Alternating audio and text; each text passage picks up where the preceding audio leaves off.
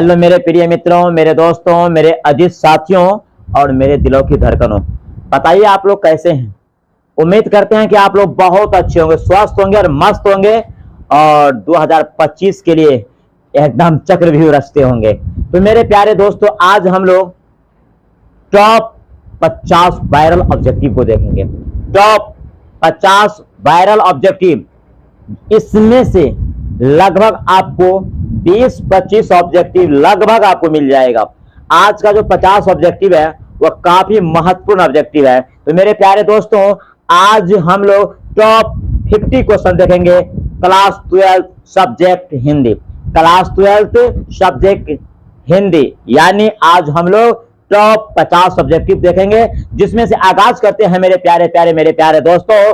पहला क्वेश्चन आपके सामने डिस्प्ले पे है, देखिए आप लोग पहले क्वेश्चन को। कहते हैं कि सुभद्रा कुमारी चौहान का निधन कैसे हुआ। सुभद्रा कुमारी चौहान का निधन कैसे हुआ? कार दुर्घटना में, ट्रेन दुर्घटना में, बस दुर्घटना में या हवाई जहाज दुर्घटना में। मेरे प्यारे दोस्तों, सुभद्रा कुमारी चौहान का निधन कैसे हुआ? सुभद्रा कुमारी चौहान का निधन कैसे हुआ? ये कवि महोदय आपके पाठ्य पुस्तक में पुत्रवियोग कविता को लिखे हैं, जिसमें कवि परिचय में हम लोग पढ़े थे कि सुभद्रा कुमारी चौहान का जो मृत्यु हुआ था वह कार दुर्घटना से। किससे हुआ था मेरे दोस्तों? तो कार दुर्घटना से। ऑप्शन नंबर ए, सुभद्रा कुमारी चौहान का निधन कैसे हुआ? कार दुर्घटना में। कैसे हुआ था मेरे दोस्तों? कार दुर्घटना में। आज हम लोग टॉप 50 ऑब्जेक्टिव देख रहे हैं। Top 50 objective.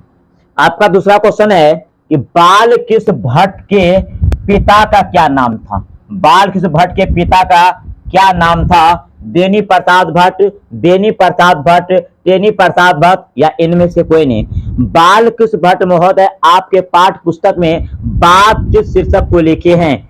बातचीत शीर्षक को लिखे हैं बालकृष्ण भट्ट और उसके पिताजी का नाम बेनी प्रसाद भट्ट। बेनी प्रसाद भट्ट। तो right answer option number B, this question number 2।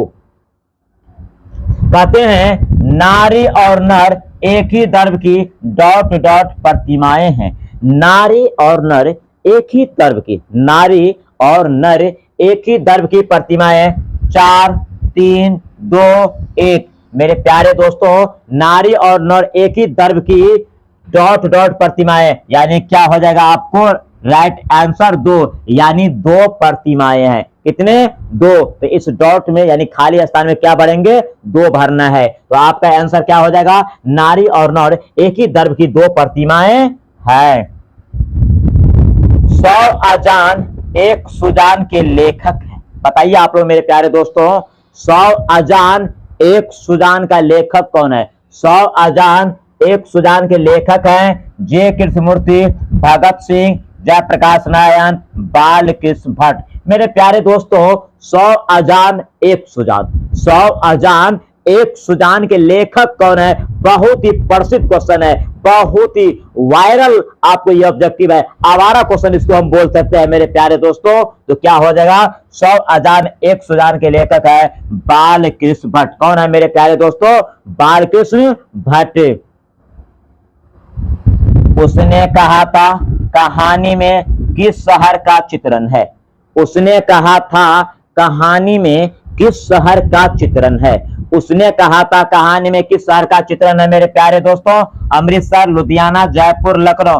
बताइएगा आप लोग मेरे प्यारे दोस्तों कि उसने कहा था कहानी में किस शहर का चित्रण है? तो अमृतसर। किस शहर का चित्रण है मेरे दोस्तों? अमृतसर का चित्रण है। बालकृष्ण भट्ट की रचना बातचीत क्या है? बालकृष्ण भट्ट की रचना बातचीत क्या है? एकांकी, कहानी, यात्रा, संस्मरण या ललित निबंध। मेरे प्यारे दोस्तों, कहता है क्या कि बालकृष्ण भट्ट की रचना बातचीत क्या है, यानी बातचीत क्या है, और इसको लिखने वाले बालकृष्ण भट्ट महोदय। लेकिन आपका क्वेश्चन ये है ये कौन सी विद्या है? तो मेरे प्यारे दोस्तों, ये कौन सी विद्या है? ये ललित निबंध है। ये कौन सी विद्या है? ललित निबंध है। और आज हम लोग top 50 objective class 12 subject Hindi को देख रहे हैं। मेरे प्यारे दोस्तों, प्रिंस कुरोमोटकिन कौन था? प्रिंस कुरोमोटकिन कौन था? अर्थशास्त्र का विद्वान, समाज शास्त्र का विद्वान, खगोल शास्त्र का विद्वान, या इनमें से कोई नहीं? मेरे प्यारे दोस्तों जवाब देंगे प्रिंस कुरोमोटकिन कौन था? प्रिंस कुरोमोटकिन कौन था? ये क्वेश्चन आपको एक लेख और एक पत्र के अंतर्गत हम लोग पढ़े थे। ये अर्थशास्त्र के विद्वान, क्या चीज का विद्वान था? अर्थशास्त्र का विद्वान था। किसका विद्वान था? अर्थशास्त्र का विद्वान। संपूर्ण क्रांति के रचनाकार हैं। संपूर्ण क्रांति के रचनाकार है, यानी संपूर्ण क्रांति जो आपके पाठ्य पुस्तक में है, इसको लिखने वाले कौन है? इसको मेरे प्यारे दोस्तों लिखने वाले कौन है? जे कृष्णमूर्ति, भगत सिंह, जयप्रकाश नारायण, या इनमें से कोई नहीं? तो मेरे प्यारे दोस्तों संपूर्ण क्रांति के रचनाकार जो है मेरे दोस्तों वो जयप्रकाश नारायण है। कौन है? Jayaprakash Narayan. Art of conversation कहाँ के लोगों में सर्वाधिक प्रचलित है? आर्ट ऑफ कन्वर्सेशन कहाँ के लोगों में सर्वाधिक प्रचलित है? ये भी क्वेश्चन आपको बातचीत टॉपिक के अंतर्गत हम लोग पढ़े थे कि आर्ट ऑफ कन्वर्सेशन जो है यूरोप के लोगों में सर्वाधिक है। कहाँ के लोगों में? यूरोप के लोगों में। इसीलिए right answer option number C, यानी क्वेश्चन आपका है कि आर्ट ऑफ कन्वर्सेशन कहाँ के लोगों में सर्वाधिक प्रचलित है? तो यूरोप के। कहाँ के? यूरोप के। जे कृष्णमूर्ति का पूरा नाम था? जे कृष्णमूर्ति का पूरा नाम था जिद्दू कृष्णमूर्ति, जीवंत कृष्णमूर्ति, जनेश कृष्णमूर्ति, या इनमें से कोई नहीं? मेरे प्यारे दोस्तों जे कृष्णमूर्ति का पूरा नाम था। जे कृष्णमूर्ति का पूरा नाम था। आप लोग क्वेश्चन नंबर 10 का जवाब देंगे कि जे कृष्णमूर्ति का पूरा नाम क्या था? मेरे प्यारे दोस्तों इसका पूरा नाम जो था वह जिद्दू कृष्णमूर्ति। जिद्दू कृष्णमूर्ति, यानी जे कृष्णमूर्ति का पूरा नाम जिद्दू कृष्णमूर्ति। और आज हम लोग top 50 objective subject Hindi class 12 को एकदम धुआं कर रहे हैं। तो मेरे प्यारे दोस्तों आप लोग बने रहें और अधिक से अधिक इस एपिसोड में आप लोग फायदा उठाइए। नाटक के प्रारंभ में होने वाले मंगल पाठ को क्या कहा जाता है? नाटक के प्रारंभ में होने वाले मंगल पाठ को क्या कहा जाता है? कहते हैं कि नाटक के प्रारंभ में होने वाले मंगल पाठ को क्या कहा जाता है? आरती, मंगलाचरण, नांदी पाठ, या भजन? तो मेरे प्यारे दोस्तों नाटक के प्रारंभ में होने वाले मंगल पाठ को क्या कहा जाता है? नांदी पाठ। क्या कहा जाता है? नांदी पाठ कहा जाता है। Right answer option number C. Question आपका 11, नाटक के प्रारंभ में होने वाले मंगल पाठ को क्या कहा जाता है? नांदी पाठ। और ये जो अभी आप लोग ऑब्जेक्टिव देख रहे हो, ये ऑब्जेक्टिव एग्जाम में पूछा गया है, कभी न कभी किसी न किसी साल पूछा गया है, इसलिए आपके बीच में इस ऑब्जेक्टिव को आपके एपिसोड में लाए हैं। तो मेरे प्यारे दोस्तों एक एक क्वेश्चन को आप लोग समझिए, परखिए, अध्ययन कीजिए और दिल दिमाग में एक्टिव कीजिए। अर्धनारीश्वर पाठ के लेखक कौन है? कहते हैं कि अर्धनारीश्वर पाठ के लेखक कौन है? नामवर सिंह, रामचंद्र शुक्ल, रामधारी सिंह दिनकर, इनमें से सभी। अर्धनारीश्वर पाठ के लेखक कौन है? अर्धनारीश्वर पाठ के लेखक कौन है मेरे प्यारे दोस्तों? तो अर्धनारीश्वर पाठ के लेखक जो है रामधारी सिंह दिनकर है। हम लोग पढ़े थे कि अर्धनारीश्वर में पार्वती और क्या कहते हैं शिव भगवान, है ना, शिव भगवान और पार्वती का कल्पित रूप के बारे में बताए थे। अर्धनारीश्वर में दिनकर महोदय 1952 में इस निबंध को लिखकर समाज में जो स्त्री पुरुष के बीच में जो विषमता को देखा जाता था उसको दूर करने का प्रयास किए। तो आपका क्वेश्चन क्या है कि अर्धनारीश्वर पाठ के लेखक कौन है? तो रामधारी सिंह दिनकर। बालकृष्ण भट्ट को किस कारण नौकरी छोड़नी पड़ी? बालकृष्ण भट्ट को किस कारण नौकरी छोड़नी पड़ी?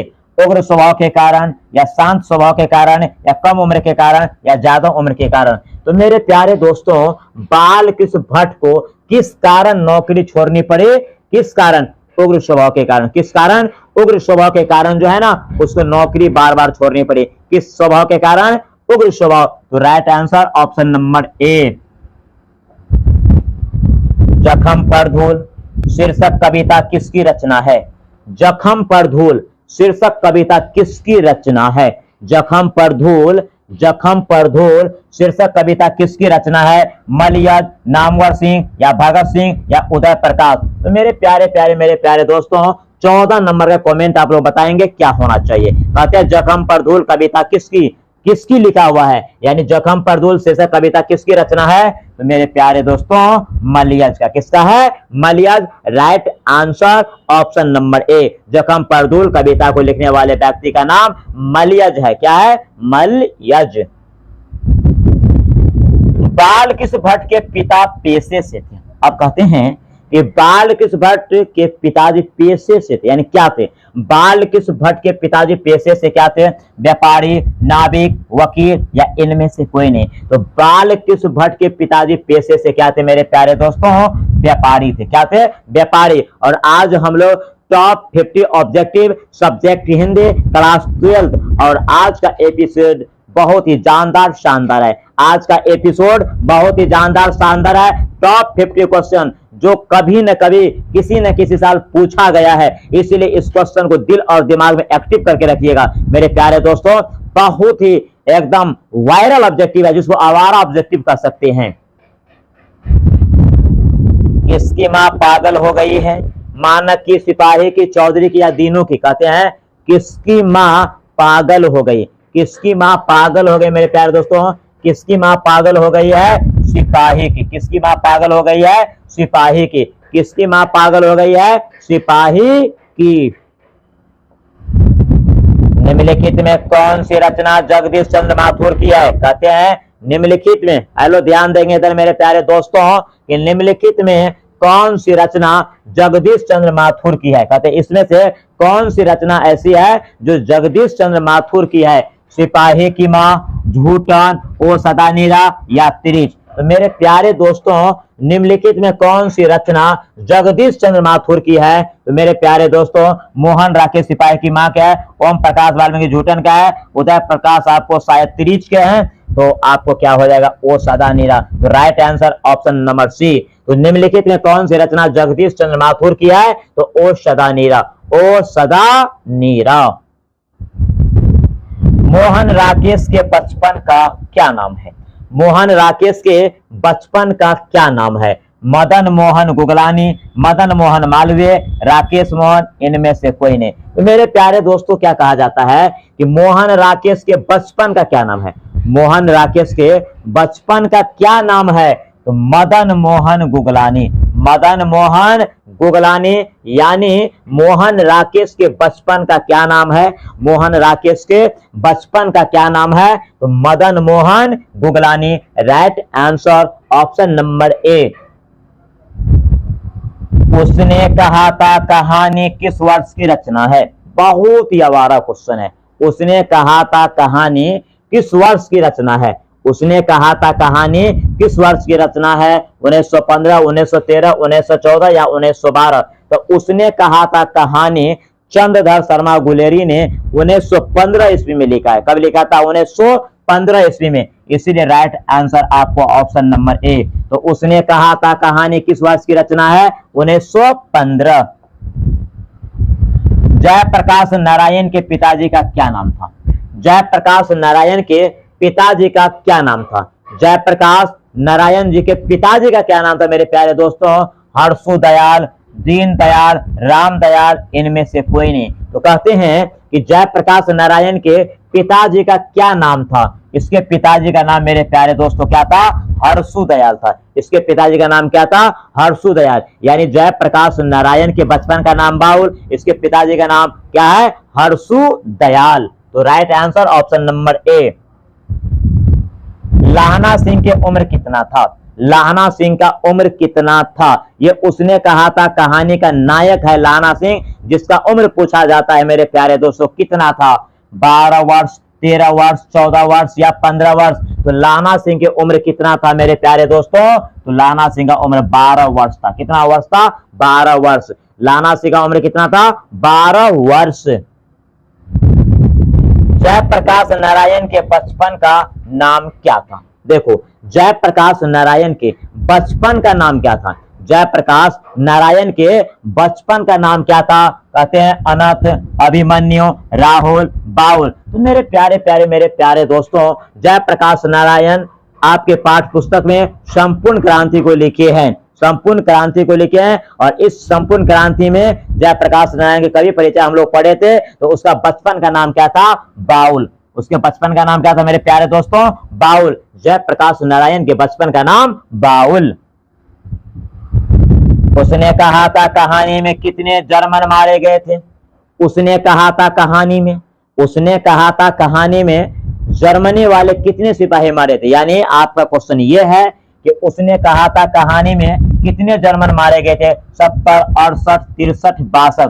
तो मेरे प्यारे दोस्तों, उसने कहा था कहानी में कितने जर्मन मारे गए थे? 63, 63। कितने मारे गए थे? तो 63 मारे गए थे। Right answer option number C. उसने कहा था कहानी में कितने जर्मन मारे गए थे? तो 63 जर्मन मारे गए थे। झूठन शीर्षक आत्मकथा में स्कूल के हेडमास्टर का क्या नाम है? अब आपका क्वेश्चन यह है कि झूठन शीर्षक आत्मकथा में स्कूल के हेडमास्टर का क्या नाम है? कालीराम, सियाराम, हरिराम और मनीलाल। मेरे प्यारे दोस्तों, आप लोग बात कीजिएगा कि झूठन शीर्षक आत्मकथा में स्कूल के हेडमास्टर का क्या नाम है? तो उसके स्कूल का जो हेडमास्टर था उसका नाम था मेरे प्यारे दोस्तों कालीराम। क्या नाम था? कालीराम। मेरे प्यारे दोस्तों, ओम प्रकाश वाल्मीकि जिस विद्यालय में नामांकन करवाए और जिस विद्यालय में पढ़ने के लिए प्रारंभ में गए, उस विद्यालय के हेडमास्टर का नाम क्या था? कालीराम। क्या नाम था मेरे प्यारे दोस्तों? कालीराम। जयप्रकाश नारायण किसको भाई कहते थे? जयप्रकाश नारायण किसको भाई कहते थे? दिनकर जी को, जवाहरलाल जी को, या रामनाथ गोयनका को, या गंगा बाबू को? तो मेरे प्यारे दोस्तों, बताएंगे कि जयप्रकाश नारायण किसको भाई कहते थे? जवाहरलाल जी को। किसको? जवाहरलाल जी को। जयप्रकाश नारायण किसको भाई कहते थे? तो जवाहरलाल जी को। किसको? जवाहरलाल जी को बड़े भाई कहते थे। कौन? जयप्रकाश नारायण। जयप्रकाश नारायण। इसलिए option number B, Jayaprakash Narayan किसको भाई कहते थे? जवाहरलाल जी को, या सीधे नेहरू को। चंद्रधर शर्मा गुलेरी किसके अभिभावक बनकर मेयो कॉलेज अजमेर में आए? कहते हैं कि चंद्रधर शर्मा गुलेरी किसके अभिभावक बनकर मेयो कॉलेज अजमेर आए?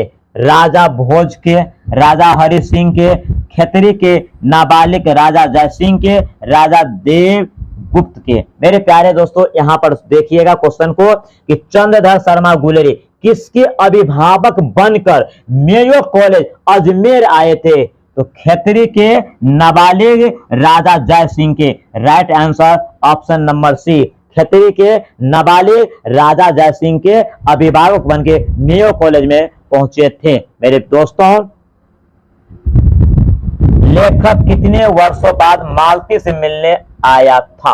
अब कहते हैं कि लेखक कितने वर्षों बाद मालती से मिलने के लिए आया था? कहते हैं लेखक कितने वर्षों बाद मालती से मिलने आया था? 2, 4, 5, 8। मेरे प्यारे दोस्तों, कितने वर्षों बाद? 4 वर्षों के बाद। कितने वर्षों के बाद? 4 वर्षों के बाद जो है लेखक महोदय मालती से मिलने के लिए आया था। कितने वर्षों बाद? 4 वर्षों बाद। आज हम लोग टॉप 50 ऑब्जेक्टिव देख रहे हैं, क्लास 12 सब्जेक्ट हिंदी। एकदम वायरल ऑब्जेक्टिव आज हम लोग कर रहे हैं कंप्लीट। दिनकर जी ने अर्धनारीश्वर की रचना कब की? अब आपका क्वेश्चन है कि दिनकर जी ने अर्धनारीश्वर की रचना कब की? 1946 में, 1952 में, 1925 में, या इनमें से कोई नहीं? तो दिनकर जी ने अर्धनारीश्वर की रचना कब की? दिनकर जी ने अर्धनारीश्वर की रचना कब की? 1952 में। कब किया था मेरे प्यारे दोस्तों? 1952 में। कब किया था? 1952 में। कहने का मतलब है कि दिनकर जी ने, यानी रामधारी सिंह दिनकर ने आपके पाठ्य पुस्तक में एक टॉपिक लिखा है जिसका नाम है अर्धनारीश्वर, और उसको कब लिखा था? 1952 में। किसने लिखा था? रामधारी सिंह दिनकर। अर्धनारीश्वर में किसका कविता रूप है? शिव और पार्वती का। शिव और पार्वती। प्रेम की पीर के कवि कौन है? प्रेम की पीर के कवि कौन है? जयप्रकाश प्रसाद, ज्ञानेंद्रपति, रघुवीर शाह या जयसी? मलिक मोहम्मद जयसी। मलिक मोहम्मद जयसी। आपका क्वेश्चन है प्रेम की पीर के कवि कौन है? तो मलिक मोहम्मद जयसी को बोला जाता है प्रेम की पीर के कवि। मलिक मोहम्मद जयसी को प्रेम की पीर के कवि कहा जाता है। काफी वायरल ऑब्जेक्टिव, आज 50 का 50 ऑब्जेक्टिव कभी न कभी किसी न किसी एग्जाम में पूछा गया है, चाहे वो 24 हो, चाहे 23 हो, चाहे 22 हो, चाहे 21 हो। आज top 50 objective class 12 subject Hindi, एकदम गजब का क्वेश्चन है, एकदम शानदार, जानदार, एकदम वायरल ऑब्जेक्टिव बोल सकते हैं, एवं आवारा क्वेश्चन इसको बोल सकते हैं हिंदी की दुनिया में। संस्कृति के 4 अध्याय पर दिनकर जी को पुरस्कार मिला। कहते हैं संस्कृति के 4 अध्याय पर दिनकर जी को पुरस्कार मिला। संस्कृति के 4 अध्याय पर दिनकर जी को पुरस्कार मिला। साहित्य अकादमी, भारतीय ज्ञानपीठ, पद्म भूषण, इनमें से कोई नहीं। तो मेरे प्यारे दोस्तों, संस्कृति के 4 अध्याय पर 30 नंबर क्वेश्चन का जवाब देंगे मेरे प्यारे दोस्तों आप लोग। कहते हैं संस्कृति के 4 अध्याय पर दिनकर जी को कौन सा पुरस्कार मिला था? तो साहित्य अकादमी। कौन सा पुरस्कार मिला था? साहित्य अकादमी। संस्कृति के 4 अध्याय पर दिनकर जी को पुरस्कार मिला था, उस पुरस्कार का नाम था साहित्य अकादमी। और भारतीय ज्ञानपीठ पुरस्कार किस पर मिला था? शायद उर्वशी पर। तो आपका क्वेश्चन यहाँ पर यह है कि संस्कृति के 4 अध्याय पर दिनकर जी को पुरस्कार मिला था साहित्य अकादमी। नामवर सिंह की कौन सी रचना है? अब नीचे में देखो मेरे प्यारे दोस्तों, नामवर सिंह की कौन सी रचना है? अर्धनारीश्वर, ओ सदानीरा, परगीत और समाज या त्रिच? तो मेरे दोस्तों, अर्धनारीश्वर का है रामधारी सिंह दिनकर, वो सदानीरा का जगदीश चंद्र माथुर, और त्रिच का है आपको उदय प्रकाश। त्रिच का लेखक कौन है? उदय प्रकाश। तो आपका परगीत और समाज हो जाएगा आंसर, यानी राइट आंसर सी। तो नामवर सिंह की कौन सी रचना है? परगीत और समाज। परगीत और समाज। मालती के पति किस बीमारी का ऑपरेशन करके आए थे? मालती के पति किस बीमारी का ऑपरेशन करके आए थे? पथरी, कैंसर, गैंग्रीन, इनमें से कोई नहीं। मालती के पति महोदय पेशे से डॉक्टर थे, वह कौन से बीमारी के ऑपरेशन करके आए थे? गैंग्रीन। किसका? गैंग्रीन बीमारी का डॉक्टर था। किस बीमारी का? तो गैंग्रीन बीमारी का। भगत सिंह के पिता का क्या नाम था? भगत सिंह के पिता का क्या नाम था? सरदार विष्णु सिंह, सरदार किशन सिंह, सरदार पीरत सिंह, सरदार कीरत सिंह। तो भगत सिंह के पिता का क्या नाम था? आपके पाठ पुस्तक में भगत सिंह एक लेख और एक पत्र को लिखा है, उसके कवि परिचय में हम लोग पढ़े थे मेरे प्यारे दोस्तों कि भगत सिंह के पिता का क्या नाम था? तो Sardar Kishan Singh. Sardar Kishan Singh right answer option number D. क्या सही है ना मेरे दोस्त? Option number D. तो कहते हैं भगत सिंह के पिता का क्या नाम था? सरदार किशन सिंह। महेश्वर कौन सा फल लेकर आया था? अब ध्यान दो, महेश्वर कौन सा फल लेकर आया था? ये मालती का पति था। महेश्वर कौन सा फल लेकर, यानी बाजार से अपने घर के लिए फल लाया था, तो उस फल का नाम क्या था? आम या केला या सेब या संतरा? तो मेरे प्यारे दोस्तों, हम लोग रोज कहानी में पढ़े थे कि महेश्वर पुराने अखबार में लपेट कर आम का फल लेकर आया था। तो आपका राइट आंसर क्या हो जाएगा? आम हो जाएगा। तो महेश्वर कौन सा फल लेकर आया था? आम। एक लेख और एक पत्र शीर्षक पाठ क्या है? एक लेख और एक पत्र शीर्षक पाठ क्या है? ऐतिहासिक पत्र, संस्मरण, कहानी या कविता? बताइएगा आप लोग मेरे दोस्तों। तो एक लेख और एक पत्र शीर्षक पाठ क्या है? ऐतिहासिक पत्र है। क्या है मेरे दोस्तों? ऐतिहासिक पत्र। एक लेख और एक पत्र क्या है? कौन सी विद्या है? तो ऐतिहासिक पत्र। Right answer option number A. Adhinayak शीर्षक कविता किस कविता संग्रह से ली गई है? अधिनायक शीर्षक कविता किस कविता संग्रह से ली गई है? अधिनायक शीर्षक कविता किस कविता संग्रह से ली गई है? आत्महत्या के विरुद्ध, सब कुछ होना बचा रहेगा, अतिरिक्त नहीं, लगभग जय हिंद। तो अधिनायक शीर्षक कविता किस कविता संग्रह से ली गई है? 36 का कमेंट बताओगे मेरे प्यारे दोस्तों। आप लोग बताइए कि अधिनायक शीर्षक कविता किस कविता संग्रह से ली गई है? तो आत्महत्या के विरोध। आत्महत्या के विरोध। राइट आंसर ऑप्शन नंबर ए, यानी आत्महत्या के विरोध। आपका क्वेश्चन क्या था कि अधिनायक शीर्षक कविता किस कविता संग्रह से ली गई है? तो आत्महत्या के विरोध। ओम प्रकाश ने मेघदूत नामक नाट्यशाला कहाँ स्थापना की? ओम प्रकाश ने मेघदूत नामक नाट्यशाला कहाँ स्थापना की? हम लोग पढ़े थे झूठन आत्मकथा में ओम प्रकाश वाल्मीकि ने मेघदूत नामक नाट्यशाला महाराष्ट्र में कहाँ खोला था? महाराष्ट्र में। तो ओम प्रकाश वाल्मीकि ने मेघदूत नामक नाट्यशाला कहाँ स्थापना की? महाराष्ट्र में। किसने? ओम प्रकाश वाल्मीकि ने। झूठन आत्मकथा चैप्टर से क्वेश्चन लिया गया है। भगत सिंह को फांसी दी गई। अब यहाँ पर क्वेश्चन देखो 38 नंबर, भगत सिंह को फांसी कब दिया गया था? भगत सिंह को फांसी 23 मार्च 1931 को, 24 मार्च 1931 को, 25 मार्च 1931 को। इधर का एसबी तो लगभग सेम है, यहाँ का डेट सिर्फ चेंज है 23, 24, 25। तो भगत सिंह को फांसी दी गई थी 23 मार्च 1931 को। 23 मार्च 1931 को भगत सिंह के साथ सुखदेव थे और राजगुरु थे, यानी 3 बंदे को एक ही दिन 7:43 में फांसी के तख्ते पर चढ़ाया गया था। 23 मार्च 1931 को भगत सिंह को फांसी दिया गया था। और भगत सिंह आपके पाठ्य पुस्तक में क्या लिखा है? एक लेख और एक पत्र। परगीत और समाज किस पुस्तक से लिया गया है? आपका क्वेश्चन क्या है कि परगीत और समाज किस पुस्तक से लिया गया है? वाद विवाद संवाद, दूसरी परंपरा की खोज, मुकुल से, इनमें से कोई नहीं। मेरे प्यारे दोस्तों, परगीत और समाज किस पुस्तक से लिया गया है? परगीत और समाज किस पुस्तक से लिया गया है? तो परगीत और समाज वाद विवाद संवाद पुस्तक से लिया गया है। तो परगीत और समाज किस पुस्तक से लिया गया है? वाद विवाद संवाद से। Right answer option number A. Joothan शीर्षक आत्मकथा के लेखक कौन है? झूठन शीर्षक आत्मकथा के लेखक कौन है? यानी झूठन आपका कौन सा विद्या? आत्मकथा। तो झूठन का लेखक कौन है? ओम प्रकाश वाल्मीकि। कौन है मेरे प्यारे दोस्तों? ओम प्रकाश वाल्मीकि। तो झूठन शीर्षक आत्मकथा के लेखक कौन है? झूठन शीर्षक आत्मकथा के लेखक कौन है? Om Prakash Valmiki. Right answer option number A. Ardhanarishwar शीर्षक पाठ हिंदी साहित्य की कौन सी विद्या है? अब आपका क्वेश्चन क्या है कि अर्धनारीश्वर शीर्षक पाठ हिंदी साहित्य की कौन सी विद्या है? रेखा चित्र है या निबंध है या जीवनी है या आत्मकथा है? आत्मकथा तो नहीं है, जीवनी भी नहीं है, रेखा चित्र भी नहीं है। तो ऑप्शन नंबर बी, ये क्या है? निबंध है। तो अर्धनारीश्वर रामधारी सिंह दिनकर ने 1952 में लिखे हैं और ये कौन सी विद्या है? निबंध है। इसीलिए right answer option number B. प्यारे नन्हे बेटे को शीर्षक कविता का नायक कहाँ का रहने वाला है? प्यारे नन्हे बेटे को शीर्षक कविता का नायक कहाँ का रहने वाला है? तो प्यारे नन्हे बेटे को शीर्षक कविता का नायक कहाँ का रहने वाला है?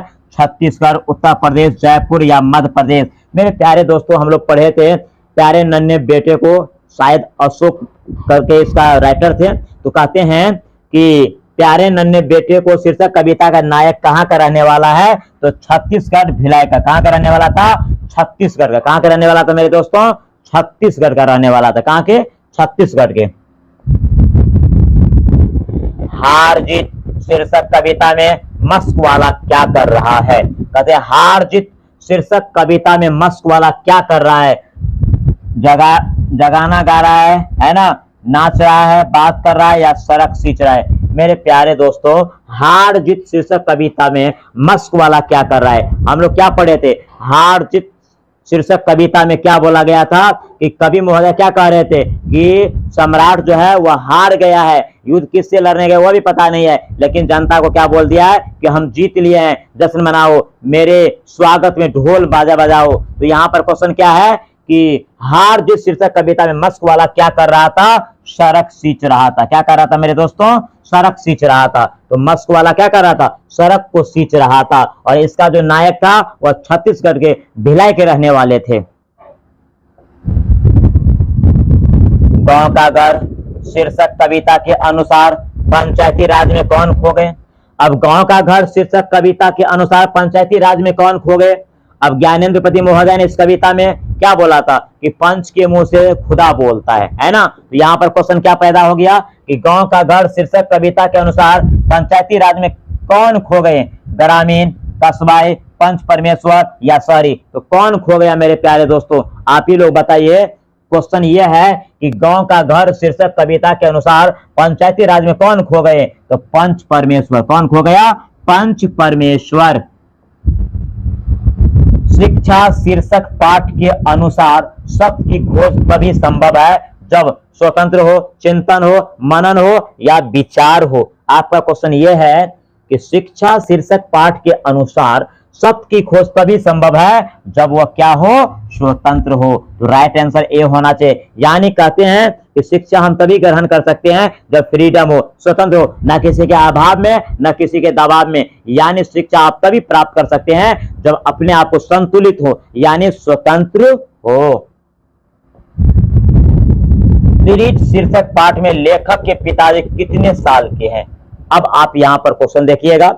तिरीच कहते हैं कि तिरीच शीर्षक पाठ में लेखक के पिताजी कितने साल के हैं। कहते हैं तिरीच शीर्षक पाठ में लेखक के पिताजी कितने साल के हैं, 56 साल के, 52 साल के, 55 साल के या 57 साल के। मेरे प्यारे दोस्तों, तिरीच शीर्षक पाठ में लेखक के पिताजी कितने साल के थे, 55 साल के। कितने साल के थे, 55 साल के। Right answer option number C. कितने साल के थे मेरे प्यारे दोस्तों, 55 साल के थे। लेखक महोदय के पिताजी कितने साल के थे, 55। तिरीच शीर्षक पाठ में लेखक के पिताजी कितने साल के थे, 55 साल के।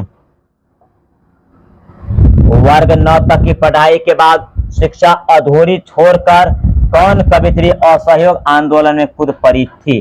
कहते हैं वर्ग 9 तक की पढ़ाई के बाद, कहते हैं वर्ग 9 तक की पढ़ाई के बाद जो है ना, शिक्षा अधूरी छोड़कर कौन कवित्री असहयोग आंदोलन में कूद पड़ी थी। मीराबाई, महादेवी वर्मा, अनामिका या सुभद्रा कुमारी चौहान। मेरे प्यारे दोस्तों, हम लोग पुत्र वियोग में पढ़े थे कि सुभद्रा कुमारी चौहान जो है वर्ग 9 तक की पढ़ाई छोड़कर जो है ना, क्या कहते हैं कि वर्ग 9 तक की पढ़ाई के बाद शिक्षा अधूरी छोड़कर कौन कवित्री असहयोग आंदोलन में कूद पड़ी थी, सुभद्रा कुमारी चौहान। क्या होगा right answer, option number D, 47 का डी, 47 का डी। और करेक्ट आंसर है आपका 47 का डी।